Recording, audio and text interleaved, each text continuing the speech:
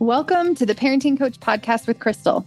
Over 7 years ago, I felt like I was stuck in this cycle of yelling and reactivity in my parenting that I did not want to be in, but I didn't know how to get out of.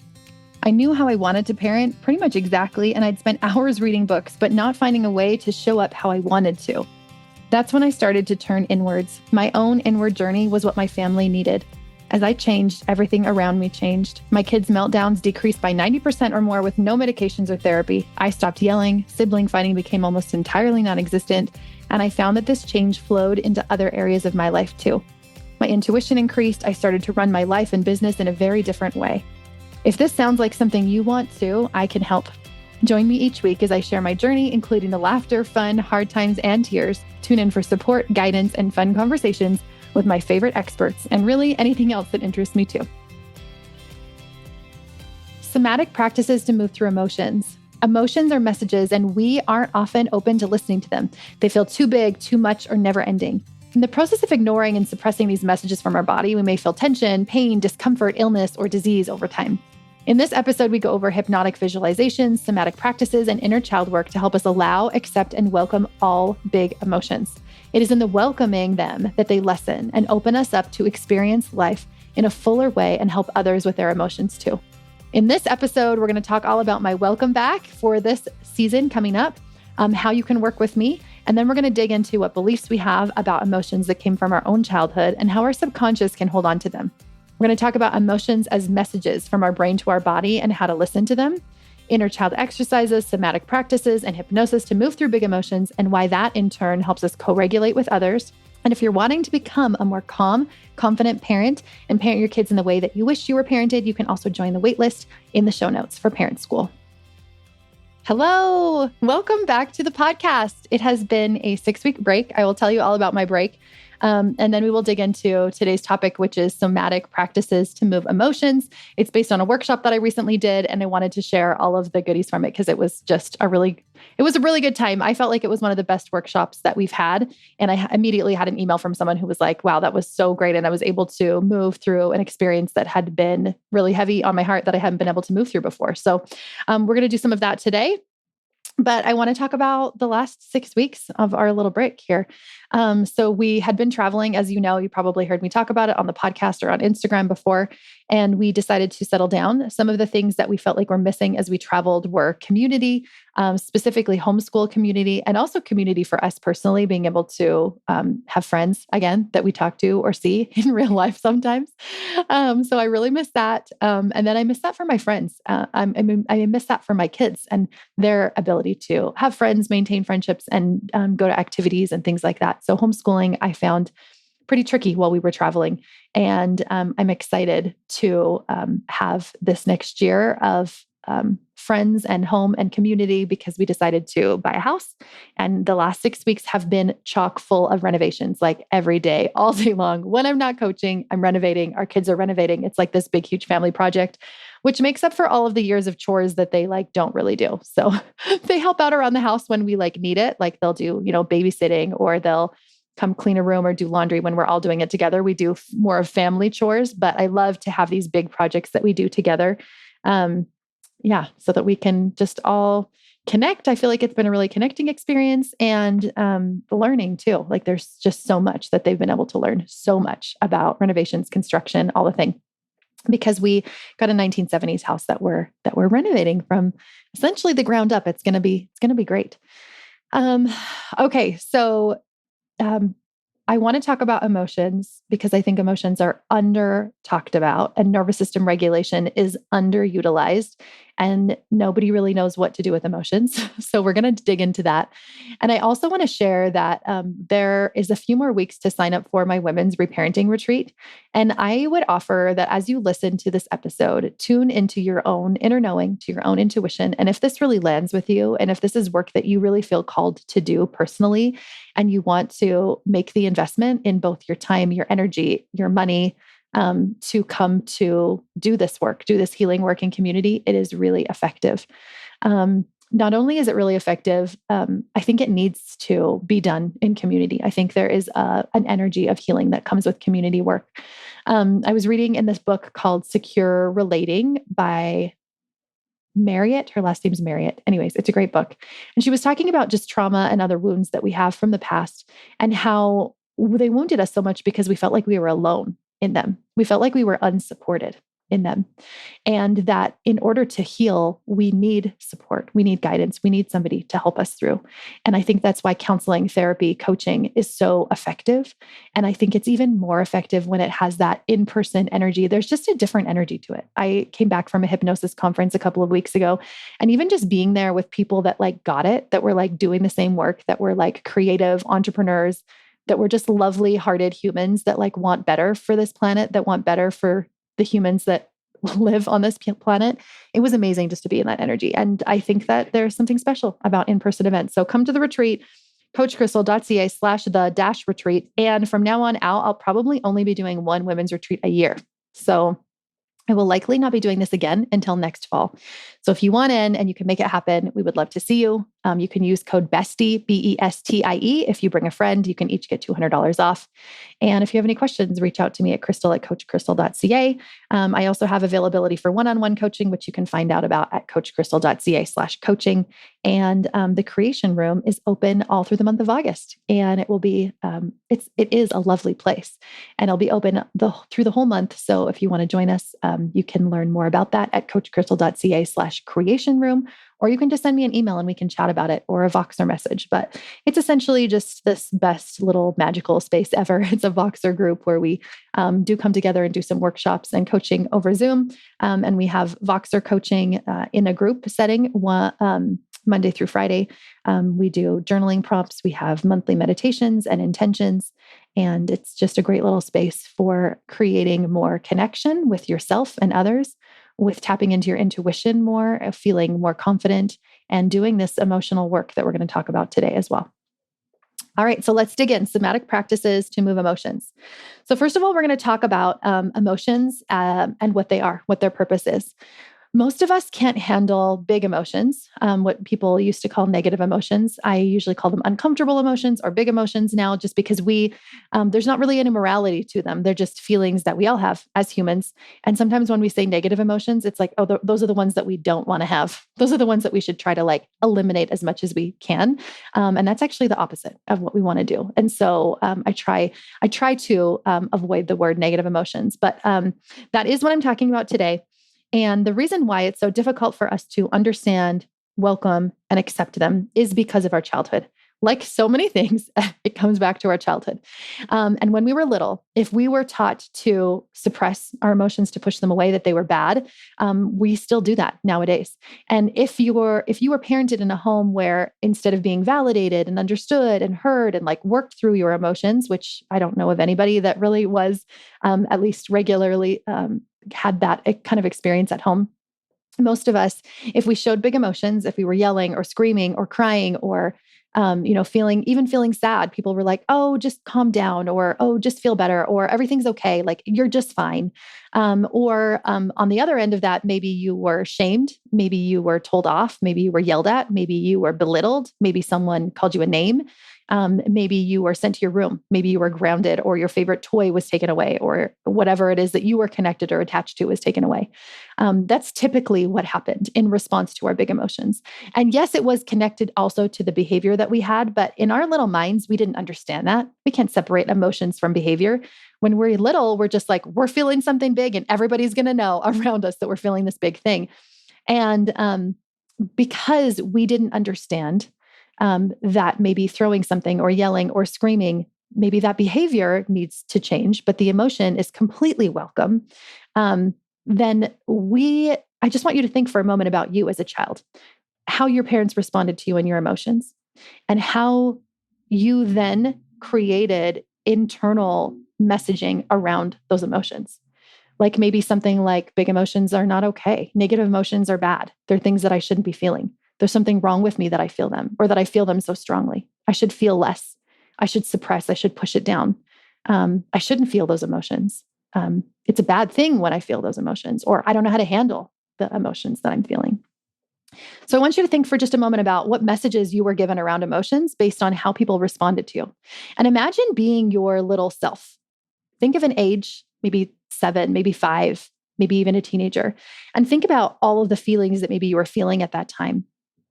And also think about what you feel like the messages that you were getting from around you. This could be from teachers, it could be in church, it could be in community, it could be at home, about those emotions. Were they validated? Were they accepted? Were they okayed? Or was it like, you feel too much? You shouldn't be feeling that way. Something's wrong with you. So I want you to think about that. And as we go through today, if you have a journal, a pen, and you want to write down some thoughts, it might be helpful to do some of these exercises yourself. So even though logically we might be at a point now where we understand that all emotions are okay, all emotions are a part of the human experience, all emotions are just feelings in our body, that's just energy in motion, and that they're all fine. They don't mean anything about us. Our subconscious brain probably doesn't entirely feel that way yet. Our subconscious brain is like, no, I'm still going to keep this messaging that I had when I was little. Because most of our really strong beliefs, most of our self-concept was created in those younger years and then just solidified for all the years after that we were told the same thing over and over again. So it's not as easy. It's easy to change our mind logically. Like I can change my mind about anything and be like, no, actually don't believe that anymore. Don't subscribe to that anymore. But that does not mean that my subconscious brain responds in that same way. So our typical way of dealing with emotions is that we suppress them, we push them down, we pretend they're not there. We go do something else. Often we call this buffering. So going to do something else that has more of a negative impact, but in the moment it feels good. So that might be like scrolling social media for hours. This could be unwanted pornography use. This could be overeating, over drinking, overspending. There's so many things that we can do that are not necessarily the best for us and our relationships long term, but they might feel good in the moment. Like that's where emotional eating comes from, right? So a lot of the times that's how we deal with our emotions. We also might react from them, like behaviorally, we might react from them. So this is also not feeling. This is things like screaming or yelling or blaming other people or getting really defensive. Anything aggressive or kind of like outwards towards other people, that is not necessarily feeling or welcoming or accepting emotions, even when it might feel like it is. So that's another way that we might respond to them. And the other one is just kind of shutting down and pretending like we don't even have feelings. But the problem with this is that it breaks that natural flow. So the natural flow is, the other day I was sitting beside a little stream and I was watching it kind of like bubble. And there was it was falling down this little kind of semi-small cliff of rocks. And there was all these bubbles coming up. And I was just imagining, like, what if I decided, like, I don't want that flow of the river. I'm going to block it. I'm going to put a bunch of rocks around it. I'm going to put a bunch of sticks there so it blocks the water. And I'm just going to keep adding more and more and more and blocking this water. Over time, that it's going to spill over. It's going to flood, right? It needs to move. It needs to be processed. And same with all those bubbles that I was noticing. I was like, what if you just kind of like, were like, oh, I don't want those bubbles there. I'm just going to like hold them. I'm going to like push all those bubbles down and they're just like still trying to come up through the surface. Nature is such a good example of letting things flow. It knows exactly what it needs to do and it does it. And I just imagine that river was like our emotions. We can like bar them up. We can put blocks up there. We can, block it all up and pretend like it's not there. And then every once in a while we completely explode. We have this huge, rage episode or whatever it is that when you lose control, and you lose cool around the people around you, lose your cool on the people around you, because we're pretending like the feeling is not there, but we're really just blocking it until it explodes. So I noticed that as I started to learn more about emotional regulation, about my nervous system, that my rage went away. I was feeling so much intense rage during most of my motherhood. And I would feel like frustration pretty regularly and anger pretty regularly. But then every once in a while, it would like build into these crazy rage episodes. And I'd be like, what the heck? Like, I just lost control again. And like, why? And it was so interesting to me that as I did this work, that I felt like rage was going to intensify as I welcomed and accepted and allowed it. But it was the opposite. I felt less rage. I felt less shame. I felt less frustration. I felt entirely less overwhelm as I allowed myself to feel those feelings. But one interesting thing about feelings is that subconsciously we feel like it's going to be too big. I won't be able to handle it. It'll be like this wave that just washes me over and crashes over top of me and I won't be able to get up again. And when I'm feeling big emotions, that's often what my subconscious is kind of telling me, like, don't let that emotion in, like you won't be able to handle it. But the opposite has been true for both me and my clients, in that when I'm able to allow more of it, accept more of it, welcome more of it, I actually feel those bigger emotions much less intensely. And I have a lot more pause between stimulus and reaction, that I'm able to respond effectively in the ways that I want to respond instead of my behavior being taken over by a strong temporary emotion. And that is my definition of emotional regulation: being able to feel the ups, being able to feel the downs, being able to bring myself back down to this centered, calm space, and to not have my behavior completely taken over by a temporary emotion. So that's a little bit about what emotional regulation is. That's also a little bit about why big emotions are difficult for us now because of our childhood, and why we want to be working through them. And I also want to mention what I think emotions are now, what I see as their purpose. I see emotions as messages. They are there to share something with us. They are there to tell us something, to show that there's a need, to show that something needs to change. Fear is there to show us that there's a desire, that we want something, that there's something on the other side of that fear. Like, there is always a message that that emotion has for us. And I think of it as just a way that our body and our mind like are connected. They just like let us know what's happening. And so can you imagine like a little kid coming up to you and being like, hey mom, like right now we have this box of ice cream sandwiches and my kids just want it all the time and they ask all the time. And if I ignore their request, if they're just like, can I have an ice cream sandwich? And I'm like doing something else, sending a text message, doing work, they'll just keep asking me over and over and over again. Just like that emotion, it's just going to get louder and louder and bigger until I pause and I'm like, okay, wait a second. Have we had lunch? Okay, why don't we eat some lunch? And then we can have an ice cream sandwich. And then it's gone, right? Like, that's all I needed to do was just to sit, to listen, to explore, to have a conversation, and it releases. And the same is true with our emotions. So as you were listening to everything I have to say today, I'm going to be offering you a lot of different ideas and practices that you can try. I want you to also be thinking about, what is my heart saying about all of this? What message does my heart have for me about all of this? Is there something that really jumps out to me that I'm like, oh, that is a practice I really want to start? Or is there something where I can really feel some compassion for my inner child, for my past self that wasn't allowed to have these emotions, that they weren't accepted and validated? Is there a message there for me, about me and about these emotions? And just kind of keep that in mind as we go through. I'm going to give you lots of exercises and you feel free to try them and just try them on, see what works for you.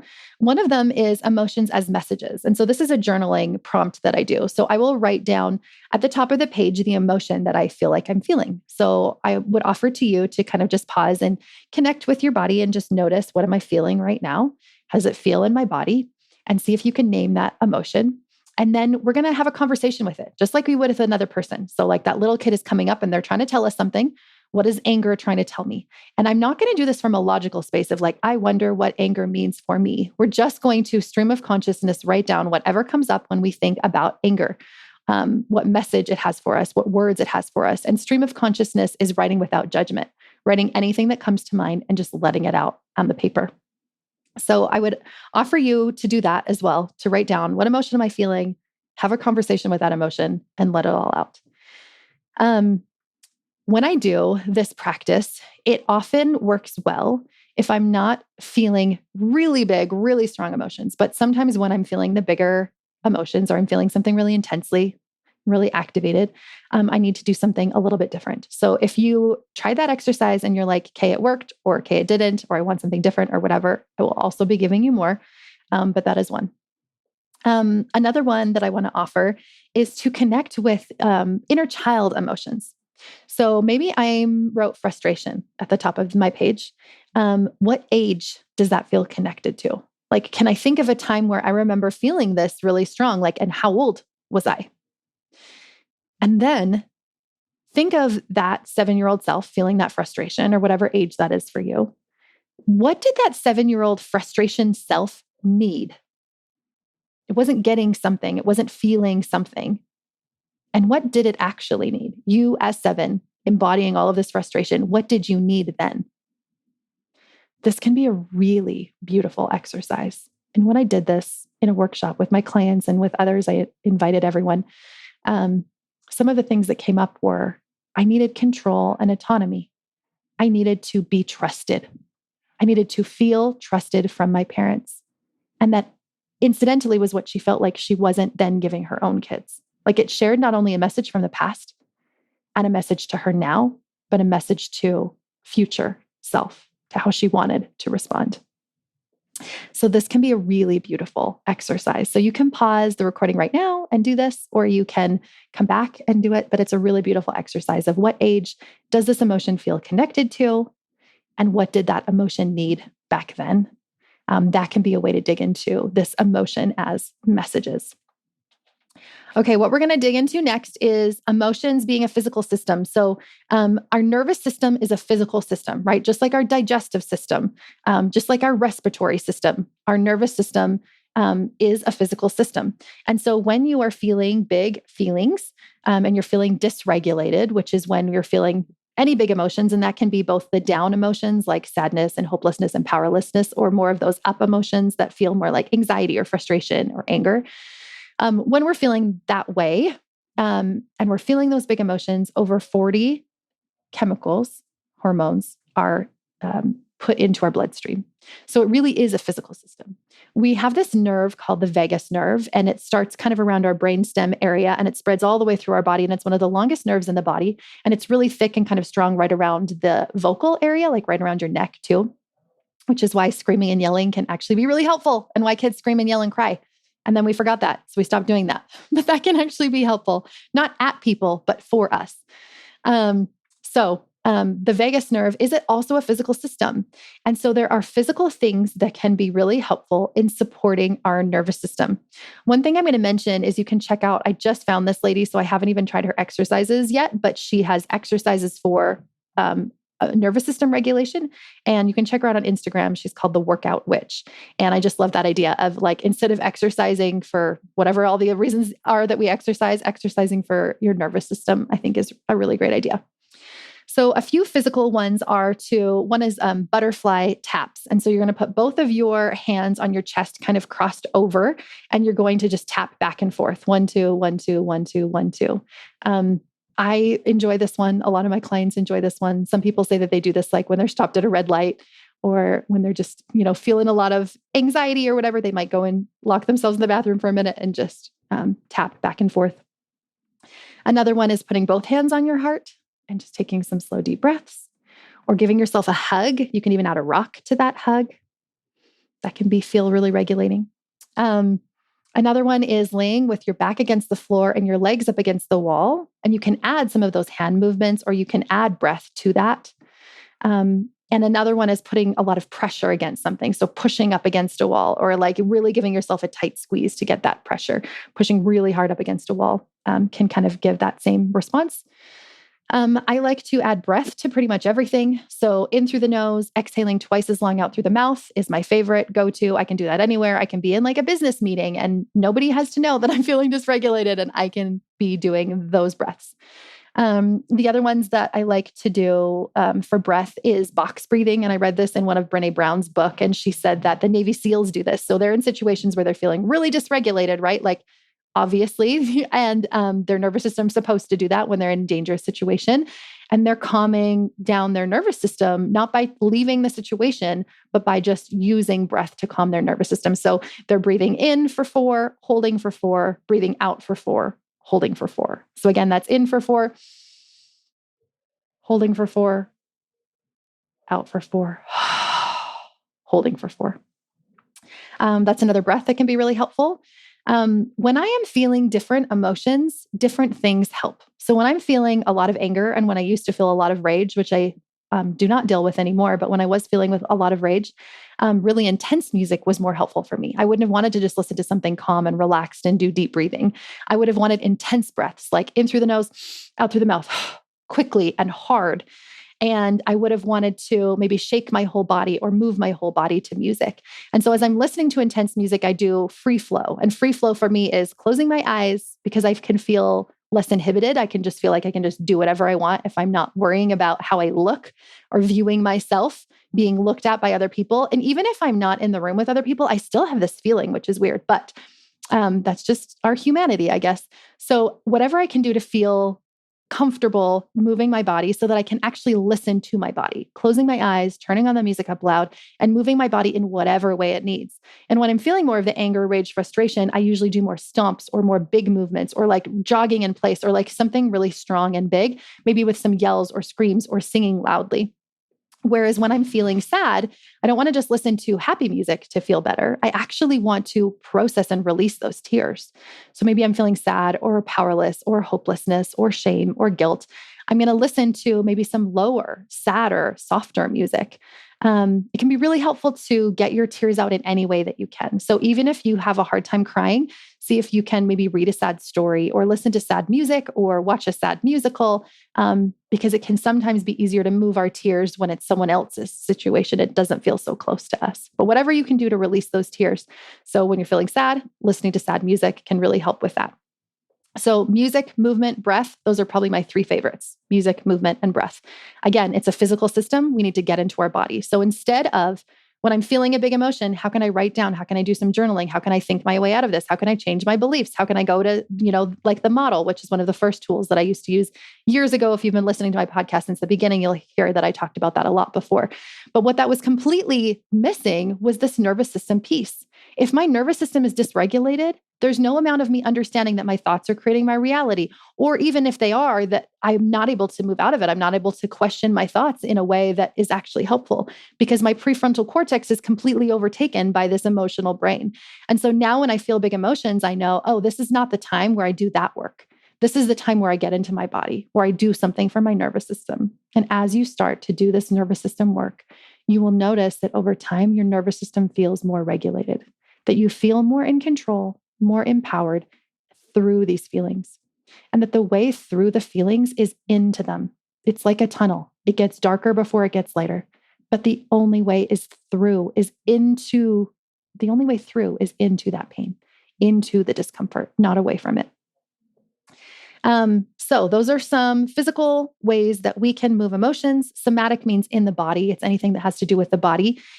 So I think all of those practices I just said are in the body. But for me, somatic also means like when I'm thinking about what's happening in my body, not necessarily even just moving my body, but things that are more mindful, like meditation or visualization.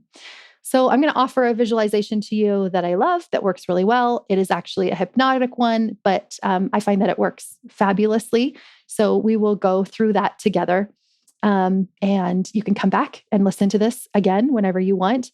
It'll be kind of like a meditation visualization. And it's a great way to release emotions when we are feeling stuck. So what we're going to do is we're going to think about a time when we felt really triggered. I don't love the word triggered, but when we're feeling like a strong emotional activation. So you're feeling a really strong feeling in your body. We're going to go back to that memory. And I want you to think if you can pinpoint the point in time where you remember feeling the strongest of that feeling. So it can be something recent, or it can be something that has really stuck with you, even if it wasn't recent. When I did this on the workshop call, someone brought up a situation that happened to them when they were a teenager being bullied. So if it is stuck with you in your mind enough that you can bring up the memory strongly, then go to that memory. And I'm going to invite you to go to the moment in time where you felt the bigness of the emotion coming up for you, whatever moment that is. And notice what happened right before that big emotion. Was it a word someone said? Was it just the look on their face? Was it a text that you read? Was it something someone said on the phone?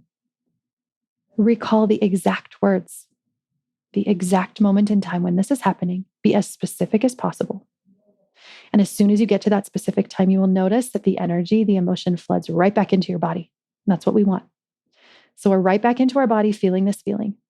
I invite you to go to wherever you feel the feeling the most strong. Maybe it's in your chest, your head, your stomach.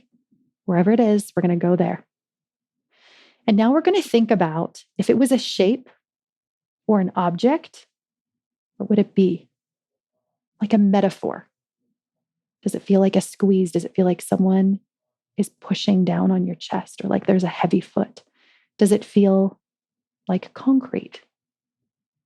Think about a specific thing that it feels like, an object or a form that it takes. And as you get more clear on that form, see if you can create any other details around it. Heavy, light, colored or not, hot or cold, pinging like a bouncy ball.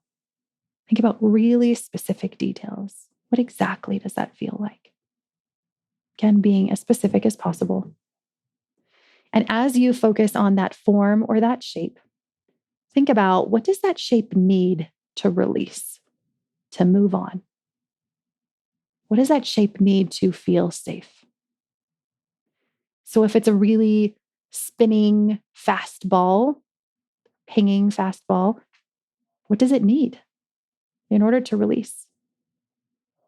And allow this process to not be logical. This is just going to be whatever comes up in mind. So it might feel like it doesn't make sense. It might be like it needs a glass of cold water, or it needs a fire, or it needs a big hammer that's going to crush it.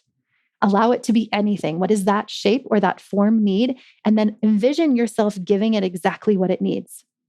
Does it need more of that, or does it need less? What else does it need? Is that all it needs? And you're going to keep giving it that over and over. Give it exactly what it needs, and notice what happens. Notice, does it release? Does it slow down? Does it move away? Does it completely crush and dissipate? Allow that process to happen. And as you notice that, you will feel the emotional state shift within your body. You will notice that shift happen at some point going through this exercise, and you will feel the release. Now, if you're still feeling like there's a little bit of heaviness there, well, first of all, we're going to shake it all out. So we're going to shake our whole body, and we're going to check back in with that memory. So go back into that exact moment in time, think back onto that memory, and now notice, how am I feeling in that same moment in time? Am I feeling something different? And there's a second step to this you can do if you want to. You don't have to. Sometimes that's all we need, and it just releases and we feel relaxed and content and peaceful. But we can add a second step in that. We can pull in whatever emotion we want. We can think about any feeling. How do I want to feel in that memory? How do I want to feel in that situation? What would I have loved to feel? We're going to bring that feeling into our body, and we're going to go back to that memory, bringing this feeling now. How does it physically feel in my body? Where do I feel this feeling? Go back into that memory and notice how it feels and what's different for you. Okay, so that's just another little kind of exercise process that you can do. I hope that you found some of these helpful. I would try them out. It really is in the doing that we become different. We can't just listen. We can't just learn. We can't just listen to podcasts and to books and hope that changes happen. The change might happen really slowly over a very long time with ourselves. But it can change much more quickly as we actually implement these, as we come to coaching, as we come to retreats, as we do things in community. We can find this support and this help and get the changes that we're looking for. So I'm excited for this season. I have so many fun guests. I literally can't even wait because it's going to be so fun. I also have a lot of fun things I just want to share with you as well. So for the next few weeks, you're going to hear from me. I'm going to be sharing some little nuggets, some little pieces of wisdom. And I hope that this class on somatic practices for moving emotions was really helpful for you. It is helpful for me. And this is my own practice. This is what I do when I'm feeling big emotions. And the one thing I'll add is the way that we learn emotional regulation as a child is through co-regulation. Co-regulation doesn't mean I'm going to teach my kid breathing. Co-regulation means I regulate myself first, and it's my energy that helps shift them. It is so much more about my being than anything that I say or do. I might say or do something, but it's going to come from a different energy when I first take the time to pause, go inward, and regulate myself. And as I was at this hypnosis conference recently, one of the things that the lady said was, the person with the most influence is the person with the most cohesion or congruent state of mind. So if I'm feeling really centered, if I'm feeling really grounded, I have more influence around the people around me. Like I actually can entrain their minds because I'm the one that is feeling coherent and congruent. And as she was describing this and she was explaining about doing hypnosis and hypnotherapy on people, I was thinking like, that's co-regulation. That is the power of co-regulation. When I can get to that coherent congruence within me, then I have more influence around others energetically. And she talked a lot about the science behind it. So you can look at that if you're a science person, but I have felt the truth of this. I have felt this work for me and for others. So if you're thinking this is something I want to teach my kids, that is what you do. You turn inwards, you do your own work, you figure this out for yourself, and your congruent state will help those around you. Thanks for being here, and we will see you next week. If you enjoyed this episode as much as I did, I would love for you to help spread the word by getting this message of support and guidance out to as many people as possible. So text it to your best friend or tag me on Instagram and share it. Leave a review, rate it, subscribe it, or follow on your favorite platform. Send me a DM on IG letting me know which parts have impacted you or what you'd like to see on future episodes. We'll see you next week.